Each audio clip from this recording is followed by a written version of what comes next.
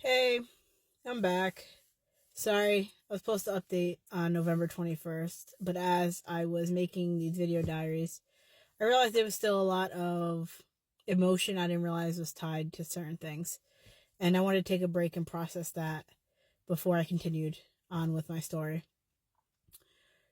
So I remember telling my husband, I'm going to surgery, call your parents.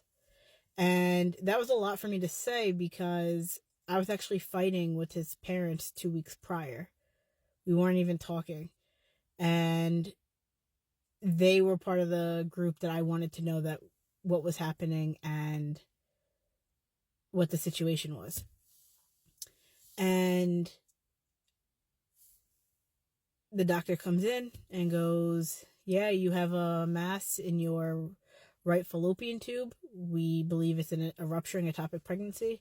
You need surgery and we need to do it fast. You're bleeding internally. I said, okay.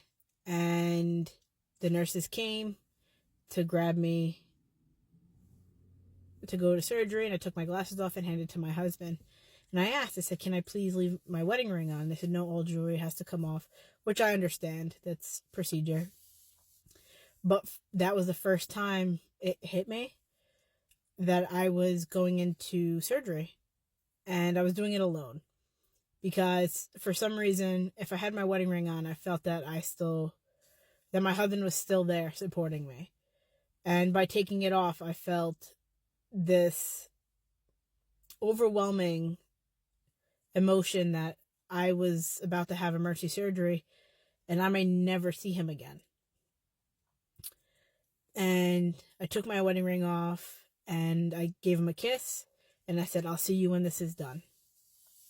And they rolled me into surgery and I woke up in recovery.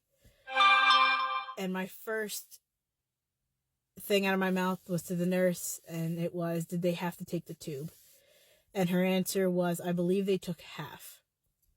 And I don't know why half made me feel better, but by the time I saw my husband, I asked the same question again. Because I was groggy. I was coming off of anesthesia. And my husband had said, no, they had to take it. It ruptured. He said, I saw the pictures of them going in laparoscopic. And he said, it looks like a firecracker went off. That he said that's the best way he could describe what my fallopian tube looked like. And I knew I just wanted to get out of this hospital. And because if I got to the hospital, then it meant the situation was moving forward and I could kind of put it to the back of my head and continue on with my life, which is a grim way of looking at it, but I couldn't sulk on the situation, especially being in the hospital. And so I made sure I stayed awake. I didn't go back to sleep. And they said, okay, we're going to discharge you.